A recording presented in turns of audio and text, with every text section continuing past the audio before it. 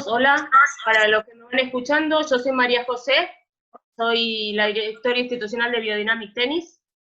Yo estoy hablando desde Argentina, ahí trabajamos hace mucho tiempo con Vanessa y con Daria decidimos hacer esta reunión con todos ustedes. Ahora voy a dar la entrada a Daria. Lo único que les pido es que cuando Daria hable, si pueden tener todos los micrófonos apagados, porque a veces se acoplan las voces en sus computadoras. Y el que quiera hacerle una consulta a Daria, no hay problema, lo prende un segundito y hace las consultas. ¿Sí? Muchas gracias por haber estado y espero que allá en México estén mejor las cosas con esta pandemia que nos tiene complicados a todos. Así que bueno, ahí hago entrar a Daria. Ok. Hay que silenciar. Vale, gracias.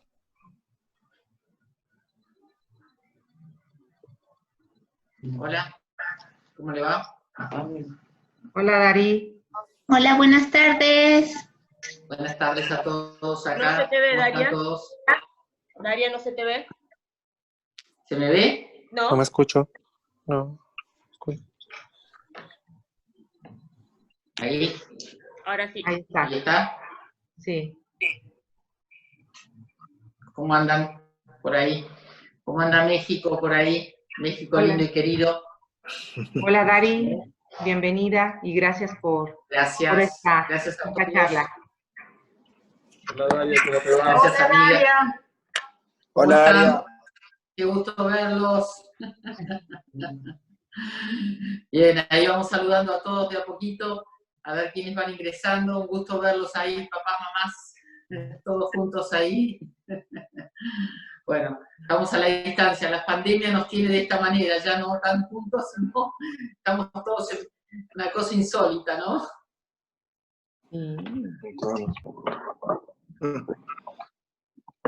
Bajo, vos me decís un poquito, me dices tú cuándo podemos empezar. Cuando quieras, ya tenés 22 participantes, faltan, pero si querés, ya puedes empezar. Bueno. Bueno, a ver, cargamos ahí. Bueno, primero a todos los que están ya, muchísimas gracias por estar. Para mí, como siempre, es un placer. Saben que México y sus niños han tomado mi corazón muchas veces y para entrar a en la casa también. Y bueno, la idea es no perder el contacto con ustedes y hacer cosas en épocas de pandemia. Los profesores aquí empezamos a movernos todos y todos estamos haciendo cosas como para que nuestro deporte no se pierda, para que nuestros niños tampoco pierdan la conexión y hacer cosas que en definitiva nos permitan estar más comunicados y que a todos les permita seguir haciendo cosas y que, como hablando con mucha gente digo, no estemos esperando que se abra para poder jugar al tenis, sino preparemos todo lo que se puede llegar a hacer para que cuando podamos volver a la cancha en forma normal, podamos estar mejor preparados de lo que estábamos antes. Y esto va para papás y para niños, porque todos tenemos que prepararnos. Así que ahí los veo también acá, veo acá, ahí conectados. Hola. Hola a los que se van apareciendo ahí, lindo verlos a todos. Entonces, en esta época me pareció que es importante que hagamos una charla y empecemos una charla sobre lo que es la biomecánica, sobre el rol de los padres en la familia, cómo actúa una familia o interactúa. Les comento que, terminada la charla, Vanessa les va a hacer llegar a todos, lo voy a volver a repetir, pero les va a hacer llegar a todos un pequeño PDF de algunas de las cosas que tocamos aquí, como para que vayamos teniendo un material recordatorio. Daria, ¿me esperás un segundito, Daria? Lo único que le pido, porque lo dije al principio, pero entraron muchas personas ahora, si pueden silenciar los micrófonos, porque si no se escuchan los rebotes de la voz de Daria en sus computadoras o se escucha si ustedes hablan, por favor. Después si tienen alguna consulta con Daria, lo prenden y listo, no hay problema. Gracias. Bueno, entonces la idea es, entonces le vamos a mandar este instructivo, Vanessa se va a encargar, y el que no tiene se va a mandar por WhatsApp, así que el que solamente envió el mail le manda a Vanessa como para que podamos hacerlo o se comunica con ella. Primero de todo es entender un poquitito todos estos, en esta pandemia me han llamado de muchos lugares y de muchos países y preguntándome qué es la biomecánica o para qué sirve o para qué está. Me llamaron desde distintos lados, desde California, desde Miami, desde distintos lugares, y la realidad es, a veces no sabemos, es una palabra difícil, y no entendemos cuál sería el rol real. Es decir, hablamos de técnica, todos saben lo que es la técnica, hablamos de táctica, todos saben lo que es la táctica, hablamos de preparación física, todos saben lo que es la preparación física, hablamos de preparación mental, todos sabemos qué es preparación mental, pero ¿qué es biomecánica? Bien, entonces, primero de todo, ponerle un nombre a algo que es natural. ¿Qué es natural? Vivimos en un planeta, que es el planeta Tierra, que tiene gravedad. Entonces, todos los movimientos que nosotros hacemos están condicionados por esta gravedad. ¿Y qué sería la biomecánica? Porque todos hacemos biomecánica. En este momento estamos sentados. Hay empresas que se dedican a diseñar sillas para que estemos mejor sentados biomecánicamente. Pero ¿qué sería en relación a un deporte? Es que nosotros podamos realizar, o nos pongamos, digamos, la técnica se pondría entre la biomecánica entre la técnica y la táctica. Es decir, le daría las manos a los dos. Y diríamos que la biomecánica hace posible que la técnica sea empleada en forma eficaz y eficiente para lograr la táctica. Es decir, hacer un movimiento que nos solicita nuestro profesor o entrenador de una forma que minimicemos el riesgo de lesión y que maximicemos nuestro potencial. Es interesante. ¿Por qué? Porque todavía en Latinoamérica, porque hablando especialmente de toda nuestra región latinoamericana, ustedes son Norteamérica, pero somos todos latinoamericanos, hay algo muy significativo. Muchos todavía enseñan sin capacitarse y enseñan como ellos aprendieron o quizás como jugaron. Y aquí hay diferencias. Es decir, es como que le querramos enseñar a nuestros niños en el colegio sin pensar que hoy existen computadoras. Es decir, pensando que solo existe lo que nosotros aprendimos con un lápiz y un papel. Entonces, todo evolucionó, el conocimiento. De hecho, yo dije cosas de biomecánica hace 20 años que hoy yo misma las cuestiono.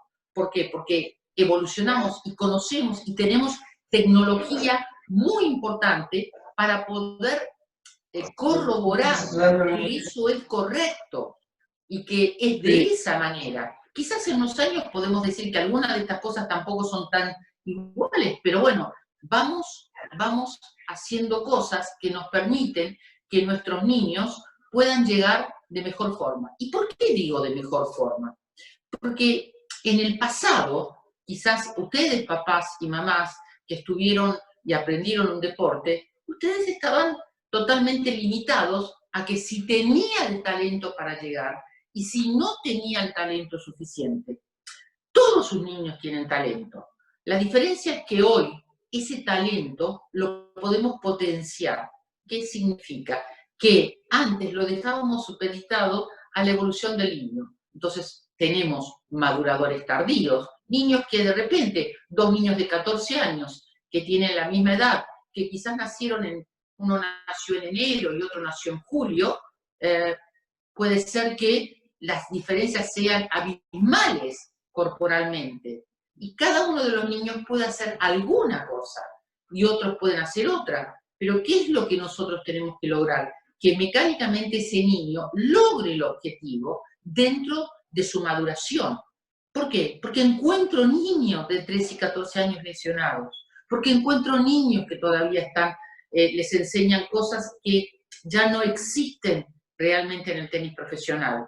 Yo me encargo de analizar el tenis profesional y del tenis profesional ver qué es posible para un niño de 8 años, para un niño de 10 años, para un niño de 12 años, para un niño de 14 años o de 16 años.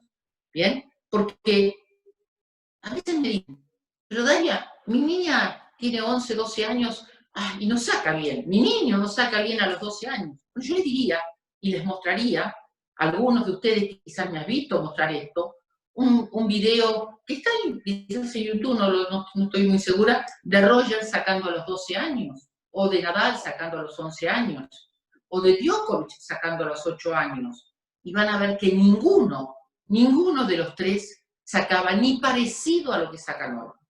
¿Qué significa esto? Que es importante, padres y entrenadores, que entendamos que hay que respetar las etapas madurativas. Es decir, hay cosas que un niño de 10 años puede hacer, hay cosas que un niño de 10 años no puede hacer. ¿Puede competir? Sí puede competir, pero no puede hacer de todo, puede hacer algunas cosas. Entonces, puede competir y puede utilizar o maximizar su parte lo más posible, pero la realidad es que está muy limitado a lo que su biología le dé. Entonces, ¿por qué es importante la biomecánica? Porque nos va a enseñar a todos, realmente a poder entender por dónde va la mecánica corporal, a entender por qué mi nena no puede sacar con kick a los 12 o 13 años, y que si saca con kick a esa edad, lo más probable es que se lesione, o un varón también. ¿Por qué algunos niños tiran la pelota o va para un lado o va para el otro? ¿Por qué hay un ojo director que domina el cuerpo, la lateralidad? Y tenemos que saber, se habla de lateralidades, pero no se sabe que es muy distinto hablar de lateralidades o de lateralización. Son dos cosas muy diferentes. ¿Bien? Y yo misma he hablado de lateralidades en algo todo unido. Pero después de eso me di cuenta que había un montón de cosas más que podíamos ver. Y dije, acá hay algo que estudiar más. Y entonces vimos que la lateralización es diferente a la lateralidad. Interesante. Entonces empezamos a avanzar más y podemos darle mucho más desde lo mecánico, de cómo es una derecha más eficaz y eficiente, y no preocuparnos tanto porque nuestro niño se parezca a Roger, o se parezca a Nadal, o se parezca a Djokovic, o se parezca a Dominic Thiem, a quien sea, a quien más le guste. O la niña se parezca a Serena, o se parezca, no sé, a cualquiera de las últimas, a Osaka, o cualquiera de las niñas que están a Halep, a cualquiera de las que están jugando. No es importante. Es importante que sepamos cómo es su biotipo. Y ya no estoy hablando de biotipo desde lo médico o morfológico, estoy hablando de otra parte, de la parte mecánica.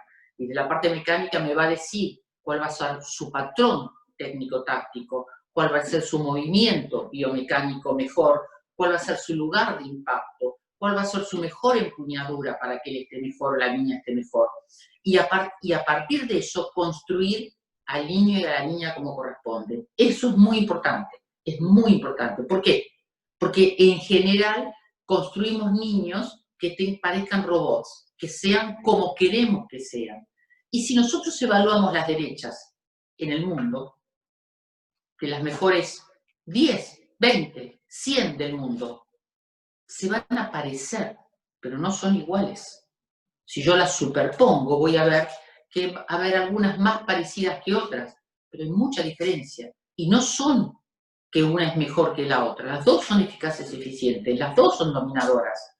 Quiere decir que para cada tipo hay. Entonces, lo que antes hablábamos de técnica, yo les diría que lo llamemos estilo, porque usar una empuñadura de Eastern, de Western, o armar por acá, o armar por acá abajo, o armar muy grande, es parte de un estilo. La biomecánica lo que nos permite es decir qué riesgo tiene si armo por un lado o por el otro. Los que me conocen, y yo he hecho análisis para sus niños, saben cuando les digo, acá hay un riesgo de lesión por acá hay otro riesgo de lesión por acá.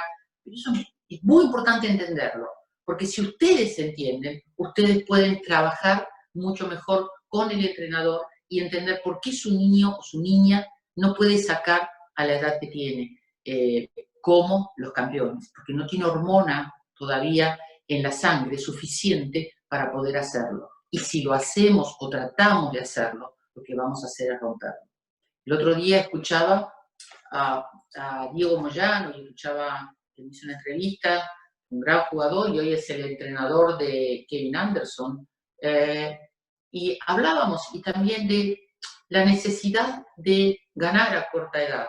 Y si uno analiza a los jugadores y uno ve la historia, que los campeones de 12 no siempre, y diría en un 80%, no son los campeones de los 18.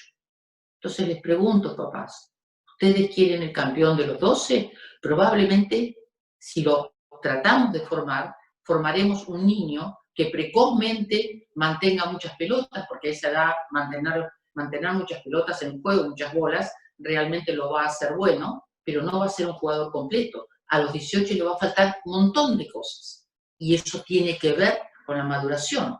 Algunos de ustedes me han escuchado hablar que hasta los 14 lo más importante es formar la mayor cantidad de habilidades posibles. Entre los 14 y los 16 comienza la parte física y después de los 18 domina la mental.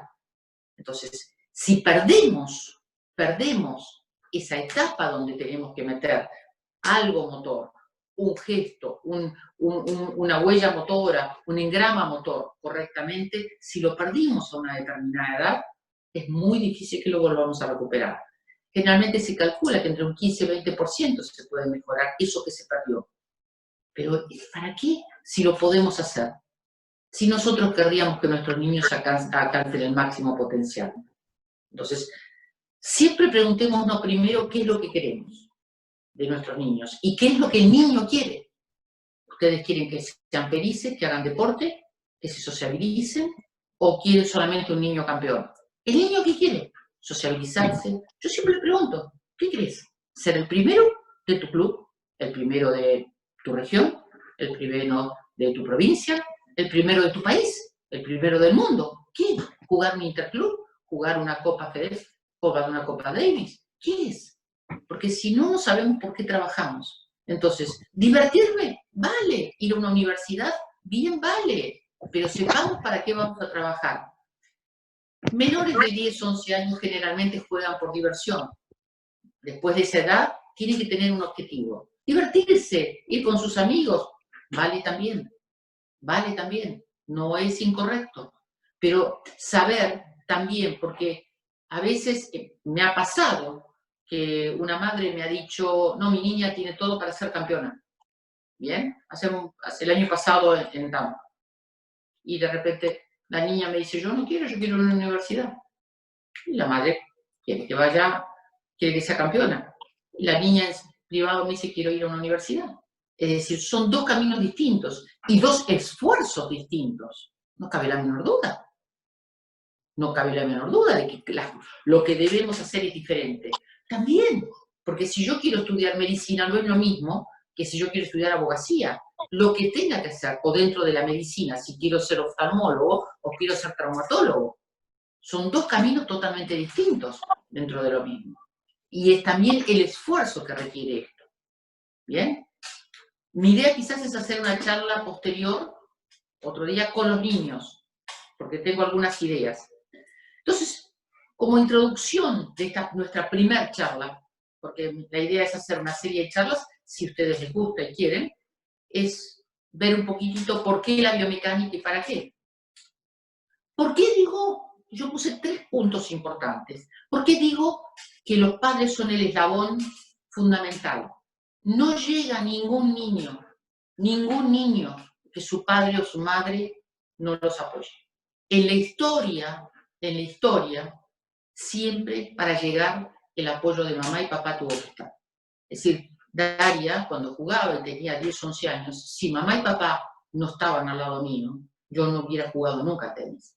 ¿Por qué? Porque hay que llevarlos, hay que traerlos, por más que exista un chofer, por más que exista una persona aleatoria, por más que lo lleve un abuelo, papá y mamá son irreemplazables, son mamá y papá, y ellos son los que tienen que estar. El niño necesita de su familia, necesita del apoyo, necesita de la mirada de ustedes. Y eso no significa que ustedes tengan que ir todos los entrenamientos o todos los partidos. No. De vez en cuando sí. De vez en cuando tienen que verlos. De vez en cuando deben estar con ellos. ¿Bien? Porque siempre hay un conjunto de 3 patas para que llegue un niño. Tiene que haber un entrenador que lo desee, que realmente sea apasionado, y lo he encontrado, México está lleno. Un niño con talento está lleno. Y por favor, no quiero que me digan, México no tiene talento porque los chicos son esto, que la altura. Miren, ustedes han sacado grandes campeones. Y tienen deportistas de élite en todos los deportes. Por lo tanto, hay otra problemática. Entonces, no es la problemática de que él tiene o no tiene talento. Está lleno de talento. Que se pierde, pero se pierde todo el tiempo. Por distintas razones. Será un análisis que le corresponde a la federación o a la asociación regional o lo que sea. Pero la realidad es que talento y niños con talento me canso de ver en México. Me canso de ver en México. Entonces, analicemos por qué no llegan. Eso sería otro problema de análisis. Ahora, entonces, necesitamos un buen entrenador y un buen profesor. Es decir, una buena base para desarrollar el niño. Necesitamos una familia que apoye. ¿Bien? Obviamente una familia que apoye. Con un sistema de competencias. Seguro. Un sistema de competencias debe haber. Porque el niño debe competir. La competencia es formativa. Es el aprender a ganar y a perder. En la vida. Perder no está mal. Perder es aprender. Se aprende mucho más perdiendo que ganando. Perdiendo he sacado las mejores cosas de mis jugadores. Porque he cambiado las mejores cosas. Ganando, la emoción del ganar no me permite hacer nada. Por supuesto que tiene que haber un equilibrio entre ganar y perder. ¿Bien? Pero esa competencia lo forma para el futuro. Y ahora voy a nivel familia. Yo quiero que los niños... ¿Por qué? A ver, a mi hijo le hice jugar al tenis, pero no importa si es campeón o no. Hoy es médico, no importa lo que haga. ¿De acuerdo? Pero es mucho mejor porque la disciplina que lleva al entrenar, al competir, al aprender a ganar y perder en la vida, que nos pasa todos los días a los adultos. Todos los días ganamos y perdemos. Es fundamental. Fundamental. Entonces, ¿es educativo? Sí. ¿Es formativo? Sí. Aprendemos a compartir en los entrenamientos. Aprendemos a respetar también a nuestro entrenador. Aprendemos a respetar a nuestros compañeros, al que nos gana, al que le ganamos. Bien. Son todas pequeñas cosas que debemos tomarlo en la clase de tenis. Y esto, si hay entrenadores, deben incorporarlo. Porque de eso se trata. Se trata. ¿Y por qué hablo de entrenadores ahora? Porque entrenadores, si están dentro de acá, debemos hacer estas reuniones con los padres. Papás, nadie sabe ser un papá y una mamá. Todo el mundo aprende cuando nace su primer hijo.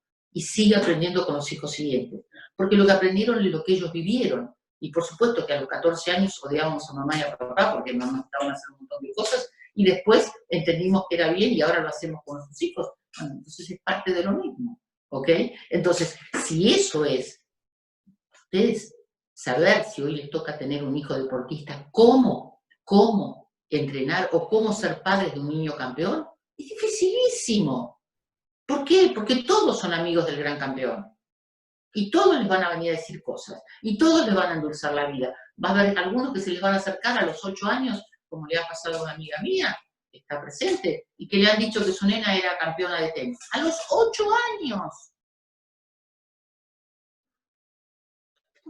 Hablamos de más. Es decir, separemos lo que es comercial con lo que es realmente enseñanza. Si no somos docentes de alma, bien, hay problema. Y eso no significa que no haya que ganar dinero, todos necesitamos. El médico es vocacional y también, el maestro vocacional y también. Y no estoy hablando de eso, no pongo en duda eso. Entonces, vuelvo a repetir, tiene que haber un buen sistema de enseñanza, tiene que haber padres que lo deseen y tiene que haber un sistema de competencias. Y arriba de eso se puede parar un niño que llegue a su máximo potencial, sin lugar a dudas. Yo no digo, jamás digo que voy a sacar un campeón de tenis, porque hay tantos imponderables que van ahí. Sí, lo que quiero es lograr el máximo potencial. Sí, quiero que el niño no se quede en el camino por una lesión, como me pasó a mí. Quiero que llegue lo máximo que pueda. Lo máximo es 1, es 10, es 100, no me importa. Pero que ese niño sirva con su confianza y se construya dentro y fuera de la cancha. Y para eso tenemos que darle la chance. Yo lo único que digo es darle la chance. Yo creo, cuando me dicen, he escuchado infinidad de veces decir, ideal sería que los niños fueran huérfanos, dice un profesor, entrenadores de élite, argentinos y de distintos lados. ¿Cómo, digo yo? Jamás. ¿Ustedes creen que Mónica Seles hubiera llegado si el papá no estaba al lado? ¿Ustedes creen que Steffi Graf si su papá no estaba? Martina King y su mamá no estaba al lado. ¿Sí? O un gran entrenador, Serena Williams, estaba al lado su papá y su familia, y después la acompañó su mamá. Pero siempre, siempre, Arantxa Sánchez de España tuvo su mamá, viajaba, yo estaba en el circuito y viajaba. O el sueño, como Cara Black, cuando yo la entrenaba y fue número 1 de junior del mundo, y el Miami Herald le pregunta, Cara, ¿tu sueño era ser la número 1? No, era el sueño de mi entrenadora. Y yo la miré, bueno, no lo había, sí, claro que era mi sueño, claro, yo lo soñé para mí, y cuando tuve la oportunidad de tener la jugadora y no lo pude hacer para mí, lo traté de transferir. Entonces, eso lo tenemos que tener en cuenta. Hay muchas cosas y sin el apoyo de la familia es imposible. Por eso el rol, por eso mi primera charla a México, porque los quiero, y la primera charla que hago de padres es hacia ustedes, y es, a ver, padres, entrenadores, el niño los necesita a ambos, y no que se compita a ver. Ahora, ¿hay que confiar en el entrenador? Por supuesto. Como ustedes cuando lo depositan en el colegio, lo dejan en el colegio y saben que hay una enseñanza. Si ustedes van a cuestionarlo, es una confusión para el niño.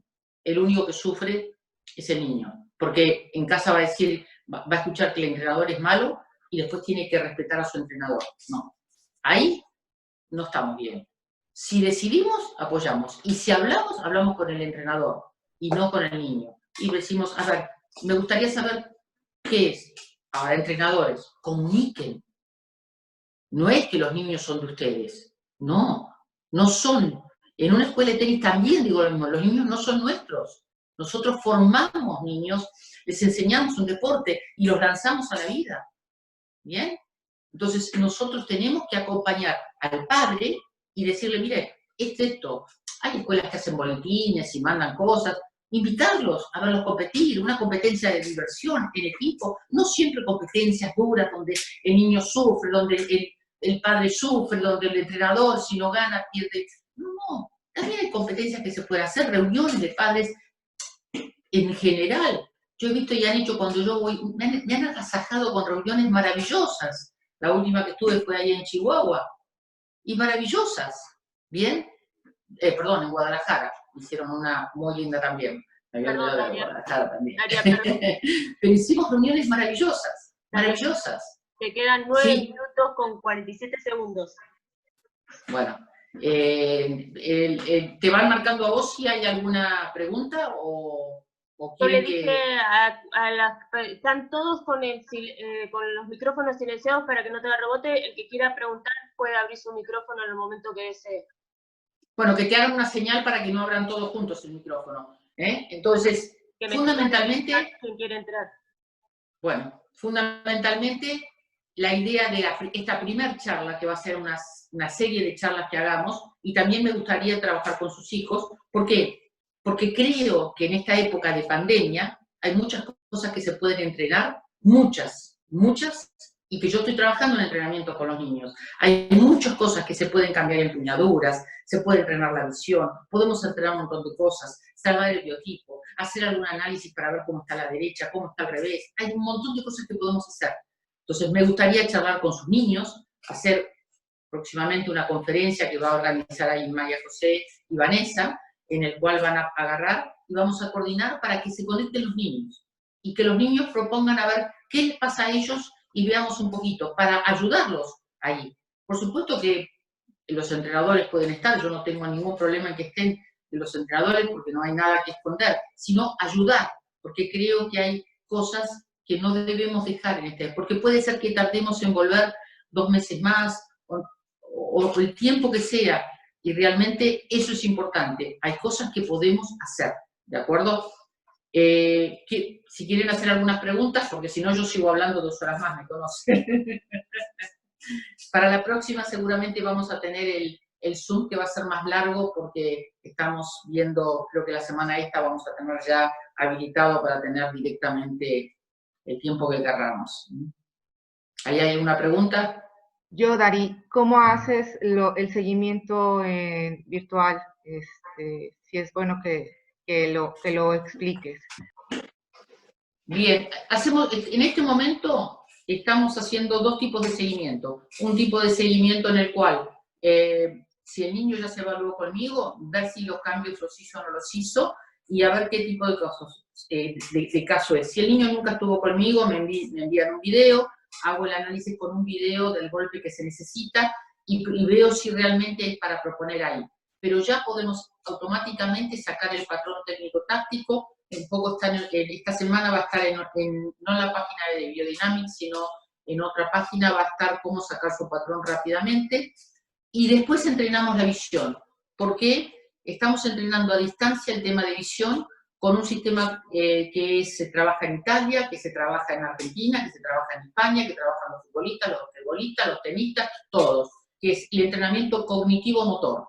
Y estamos ya, esta semana terminamos el protocolo, estamos trabajando con 2 tenistas, un futbolista y una de hockey, y realmente ya tenemos grandes progresos con ellos y vimos que es posible hacerlo.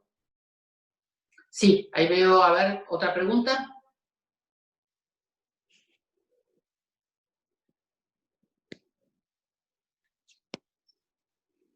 ¿Bajo ahí hay alguna pregunta? No, nadie me marca. Pero está Pablo Bustamante, está Fermín, profes, Joaquín Montaño. Profes, hagan una pregunta ustedes. Profes, hagan ustedes, pero algún profe. Joaquín están, así que pueden hacer alguna pregunta. Hola, Daria. Bueno, te hago Hola, yo ¿cómo una estás? pregunta, dale. ¿Todo bien? Dale, dale. ¿A qué edad vos crees que, porque viste que hay un dilema en eso, a qué edad los chicos tienen que empezar con el gimnasio, con empezar a sacar la fuerza de los músculos?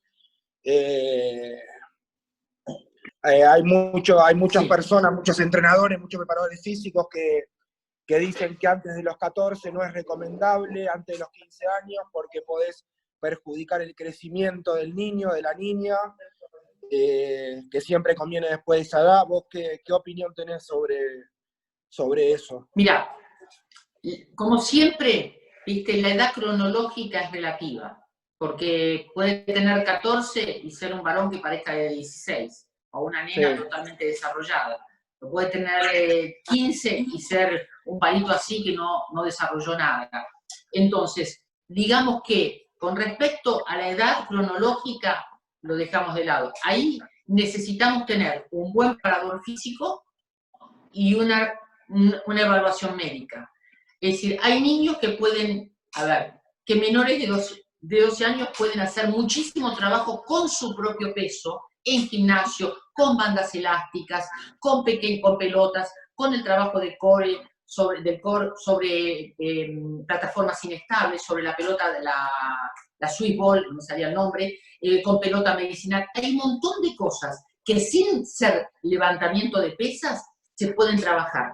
Y Sí. Lo que sí hay que trabajar, desde que empiezan en academia, hay que trabajar con el concepto del entrenamiento físico. ¿Por qué con el concepto? Porque es educativo, ¿bien?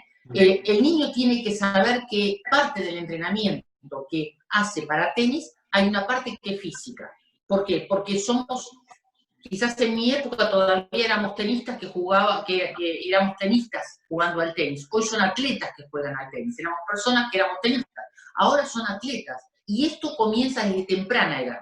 Entonces, digamos que menores de 10 años, depende de la edad madurativa, 11 para abajo, por ahí, es todo motricidad, muchísima motricidad y habilidades, que también es parte de un preparador de preparación física. También. Y después empezás con otra, haces la transición y ves si el hueso está, que el médico dé una orden, que hay un buen preparador físico que puede evaluar enseguida si ya está listo, acá no, y que trabaje con su pero quizás llevarlo al gimnasio, llevarlo a hacer otras cosas, ¿bien? Que es importante. Y también creo, ¿sabes qué? Es muy importante, cada vez lo veo más y lo trabajo, que mucho del trabajo físico también se haga en cancha. ¿Qué significa? Trabajar en la situación de la cancha, ¿bien? Y te doy un ejemplo rápido. Por ejemplo, ponemos conitos y a veces los hacemos ir a tocar el cono con el pie, ¿no? No está bien eso. La idea es que el chico corra, porque eso también pasa en gimnasio, tocan los conos con el pie, que corra y pegue a nivel del cono, y no que llegue con el pie, porque si no, cuando después lo realiza, lo que hace es llevarse la pelota por encima, porque su mente, la pelota es el cono, entonces el impacto va a ser encimado. Entonces, esas situaciones son muy buenas, trabajarlas también en cancha, haciendo sombra, pero y ahora te digo, si trabajo en cancha, si trabajo con pelota medicinal, bien, pero si nunca trabajo sin nada en las manos, o tengo pelota medicinal, o tengo raqueta, y corro con raqueta, porque es un elemento que el cerebro lo debe incorporar como propio, ¿bien? El peso ese debe estar dentro de el contexto de que el cerebro lo significa como propio, ¿de acuerdo? 2 minutos, Daria. Gracias por la pregunta. 2 minutos. Ahí Quique Gamboa te quiere hacer una pregunta. Quique, ¿puedes activar el micrófono? Buenas noches, soy de Caracas, Venezuela, y muchas gracias por permitirme compartir con los profesores de México. ¡Caracas! Sí. David me Sousa, encanta, trabajé mucho con él. Sí, señor. Me encanta mucho este foro, y quería hacerle una pregunta. A nivel biomecánico, la técnica y el estilo están muy concatenados, pero pareciera que todos nosotros los profesores, cuando tenemos que decidir qué raqueta escoger a un niño, pareciera que nuestro conocimiento es muy limitado. Me encantaría, si se puede, en alguna charla, cuáles son los factores realmente preponderantes en lo que respecta a raqueta, cuerda y tensión, porque yo pienso que muchas de las lesiones que se deben en el tenis no solamente es debido a una mecánica de movimiento propiamente, sino al implemento que está muy... ¿Está el venezolano conectado? ¿Venezuela, Caracas? Sí estoy, doctora Daria. Bien. El tema es el siguiente. Vamos a hacer la charla, voy a hacerlo. A ver, el tema de las cuerdas y las raquetas en la lesión es el huevo y la gallina. A ver, como se dice, ¿no? El tema del cambio y de la lesión de la raqueta, por supuesto que se produce. A veces cambiamos de raqueta o cambiamos de eso. No es la culpa de la raqueta, sino que lo que muy bien has dicho tú, es que quizás la raqueta no es la correcta para ese niño. Modifica el movimiento en base a eso. ¿Perdón? Entonces, la realidad es que no podemos decir que es culpa de la raqueta o del encordado. Lo que sí podemos tener claro es que por el cambio de raqueta o por una raqueta indebida o por una raqueta muy rígida o muy flexible o un encordado mal puesto porque la tensión no es para la edad que tiene, producimos una lesión porque el niño o la niña intenta hacer algo que no puede hacerlo con esa raqueta. Entonces, no es que la raqueta produce la lesión, la raqueta es la consecuencia, es como, es lo que lleva a que modifiquemos algo del movimiento que no estamos preparados para realizar. Por eso, yo siempre digo que no es la raqueta la culpable, es el cambio del movimiento que hicimos, pero sí la raqueta puede ser la causal de eso, es como tomar algo que es indebido y que nos produce una acidez o nos produce algo, es el causal, no es, pero el cuerpo es el que se lastima, no es lo que tomé. ¿Se entiende lo que quise decirles?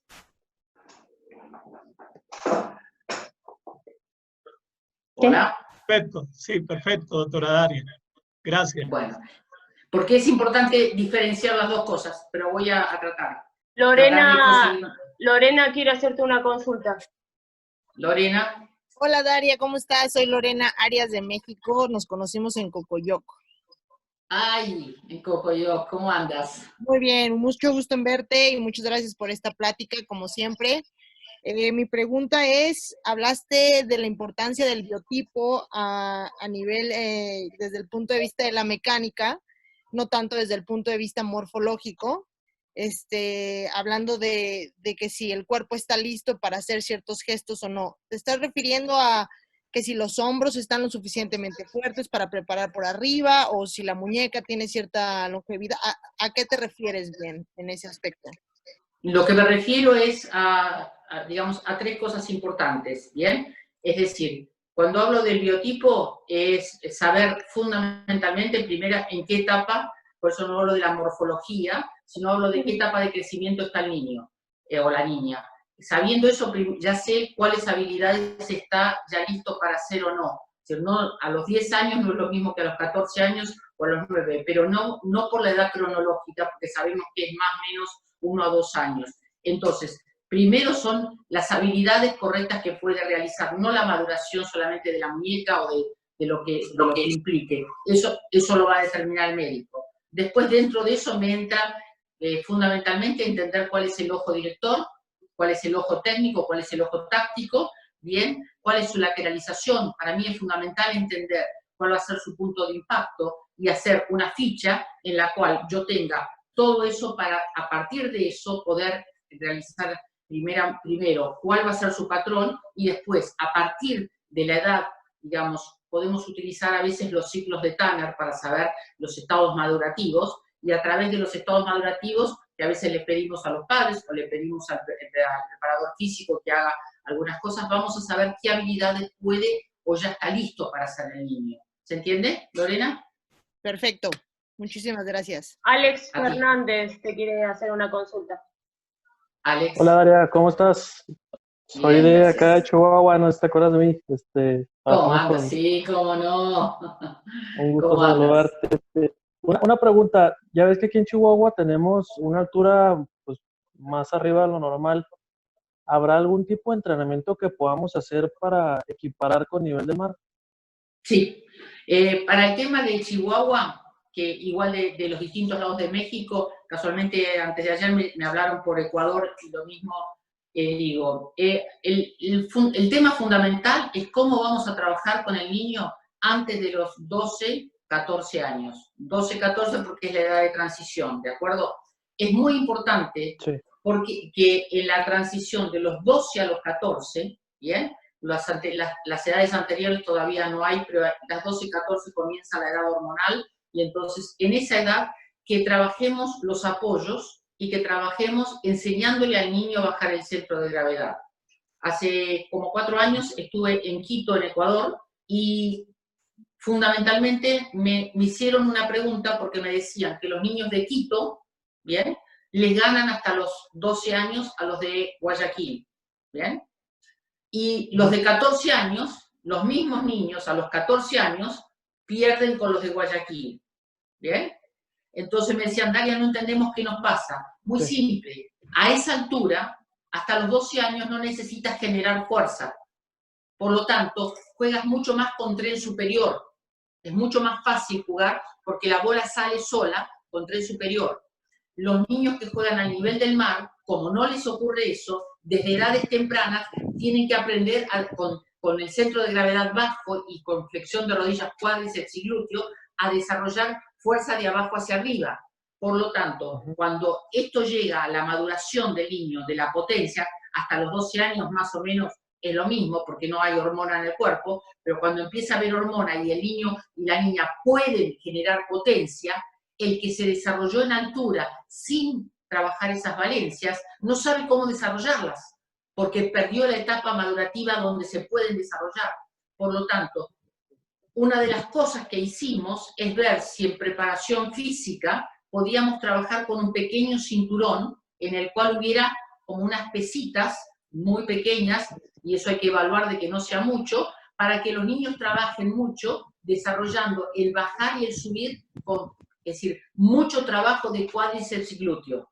Quiere decir que yo, a niños que están en altura, especialmente entre los 12 y 14 años, me focalizaría totalmente a un desarrollo de trabajo de cuádriceps y glúteo para que cuando bajan a nivel del mar, ellos tengan las valencias motoras listas para ser activadas.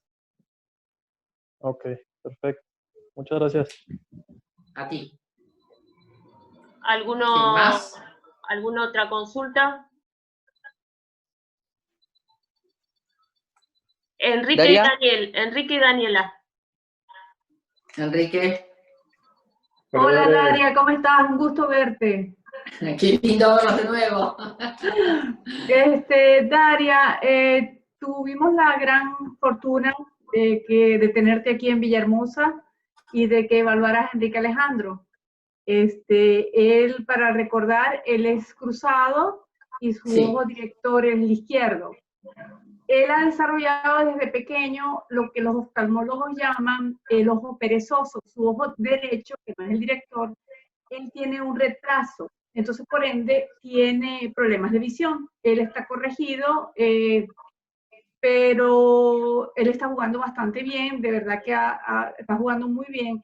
Pero a veces él tiene problemas de que, te repito como lorito, lo que me dice el entrenador, su coach, que él a veces se le encima la pelota y no le da tiempo a ver. Y siempre que eso sucede es por el problema del ojo. Ya está corregido, él tiene, primero era, cuando tú lo conociste usaba gafas, ya ahora utiliza un solo lente de contacto porque el otro ojo es perfecto, el problema lo tiene en el ojo derecho. Y siempre es, no, Dani, es que es el ojo. O sea, ¿hasta qué punto sí o no, o es algo de, no, porque no sabemos realmente? Bien, estoy trabajando, dentro del equipo está trabajando el doctor José Arrieta, que es el oftalmólogo de la AFA, que ha sido tenista también. Estoy trabajando justamente con él. Me toca el martes dar una charla en el Consejo Argentino de Oftalmología a mí sobre este tema. Así que bien vale la pregunta sobre este tema. Te diría que lo que voy a tratar de hacer es que hagan, voy a ver si ustedes están en Villahermosa, lo voy a anotar ya. Sí. Le voy a preguntar a José si tiene algún oftalmólogo con el que él trabaje en Villahermosa o en el DF, estoy seguro que hay, para que puedan interrelacionar y ver qué es lo que pasa. Hoy sabemos que hay un montón de factores que no lo sabía cuando estuve en Villahermosa, ¿de acuerdo? Así que estoy estudiando muchísimo, estoy trabajando muchísimo en visión, por eso estamos trabajando en entrenamientos virtuales desde las casas y de distintos lados. Hay cosas que puede llegar a tener Quique, ahí puede ser, mira, hablamos de que según la hora del día hay refracción en el ojo y la refracción puede hacer que vea bien o mal. No es lo mismo. Hay ojos que ven bien al mediodía, hay ojos que ven bien a la tarde y hay ojos que ven bien a la noche, porque tiene que ver con la refracción y el contraste de la luz. Bien.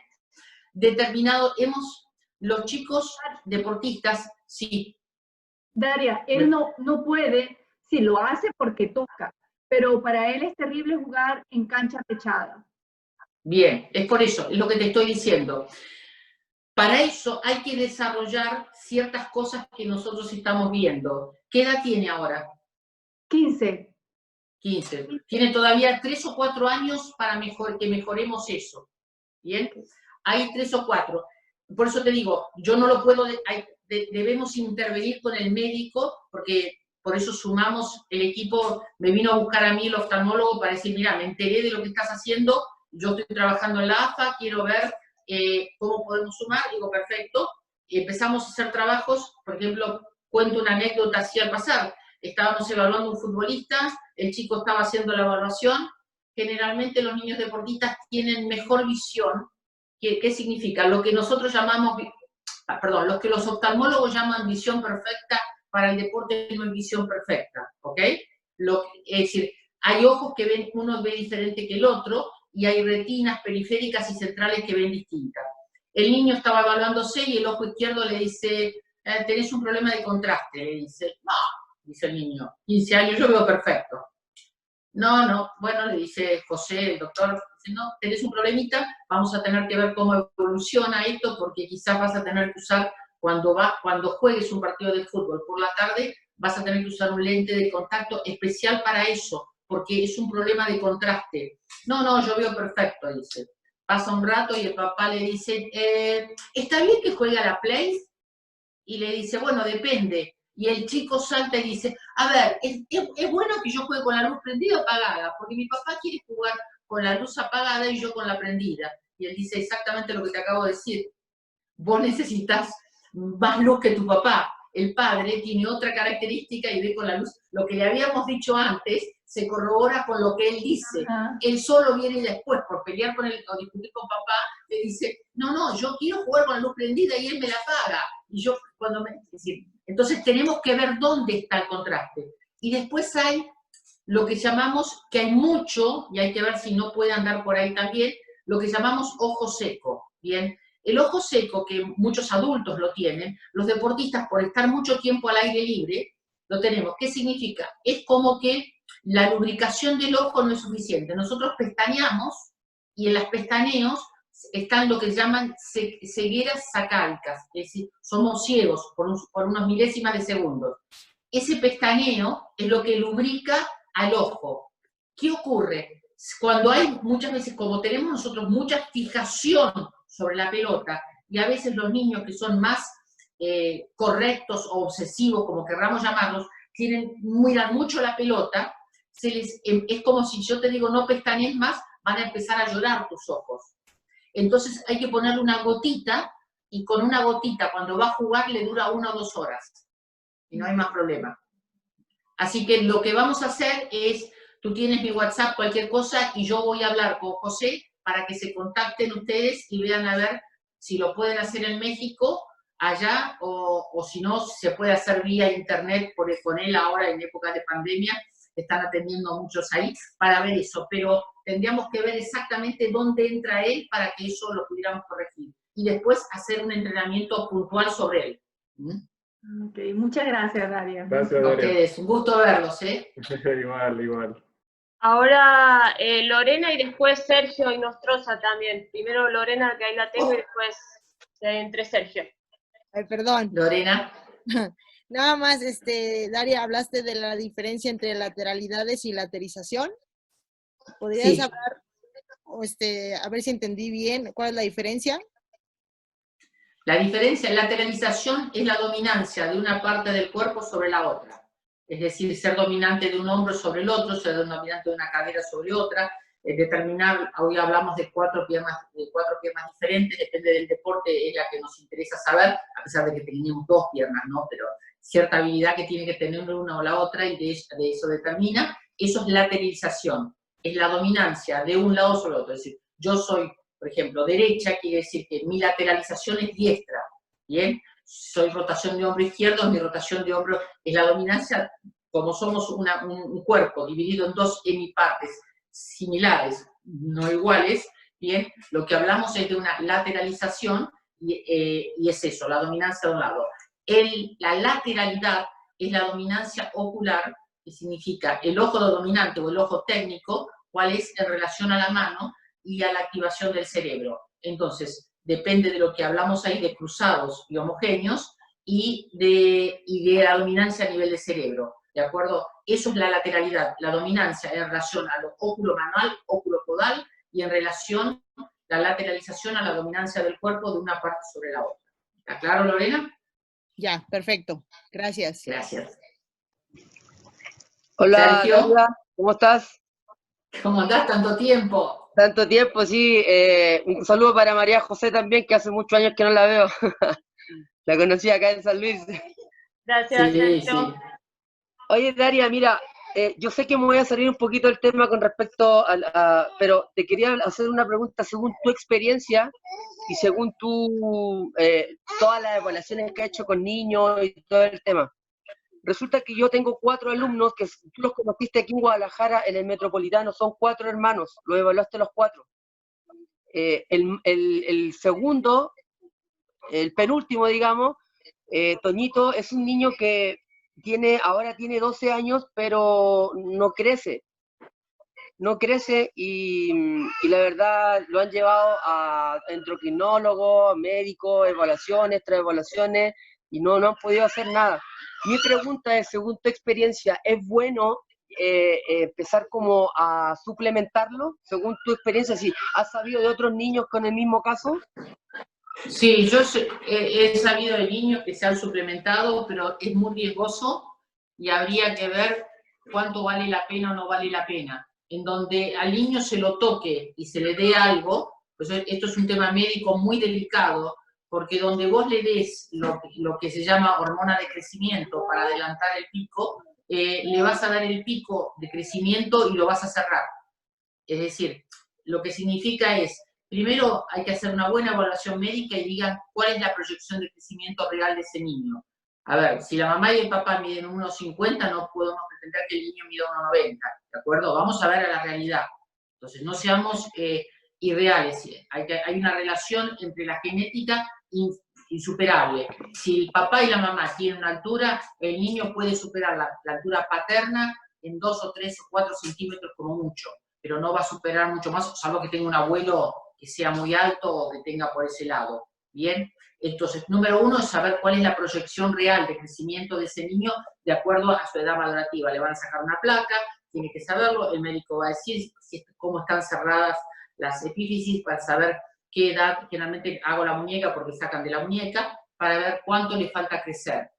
Los médicos aproximadamente, los especialistas pueden decir, este niño tiene una proyección de crecimiento tal.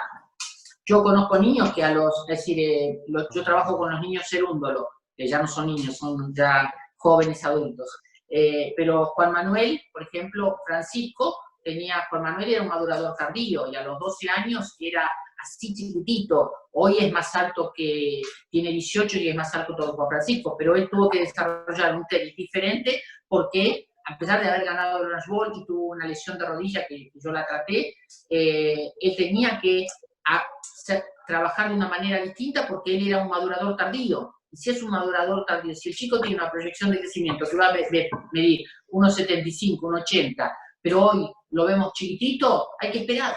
No hay nada más que esperar. Pero tenés que averiguar cuál es la proyección de crecimiento. Todo lo demás es muy delicado, Carlos. Hay mucha controversia en eso, yo no me meto en eso. Son médicos. Ok, muchas gracias. Saludos. Katia te quiere hacer una consulta. Puedes activar el micrófono y le consultas a Daria.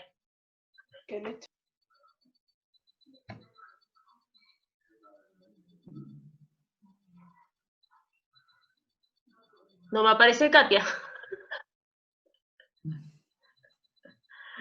Bueno, ¿algún otro quiere hacer una consulta? Padres, si profes. no, lo dejamos.